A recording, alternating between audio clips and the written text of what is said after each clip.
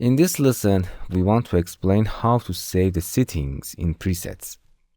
As you saw in previous lessons, we can change the software setting as you wish. You can also access the pre-prepared setting presets in this section, preset section,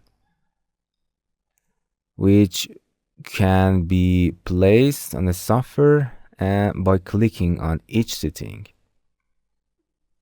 As you can see. Now I want to apply my setting and save it to preset. To do this, I make a desired setting, region mode, also in a share active file.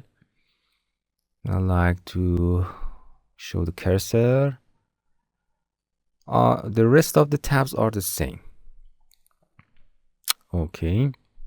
Now, click on a plus button and choose select new preset from current setting.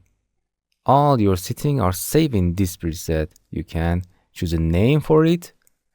For example, my preset 1 and hit enter.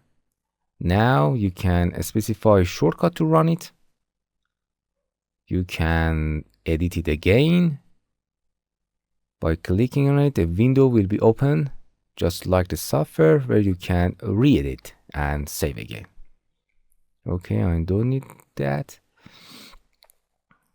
You can rename again, or either duplicate it, or if you want to delete it, or you can export these settings and give to your friend or other people. Okay. Whenever you want to go back to the original setting, in the edit menu, click reset current setting option to return to the first state. Hello my friends, to continue these tutorials on YouTube, subscribe us, like us, and hit the bell icon. And now you will be alerted about all of the amazing videos that we release.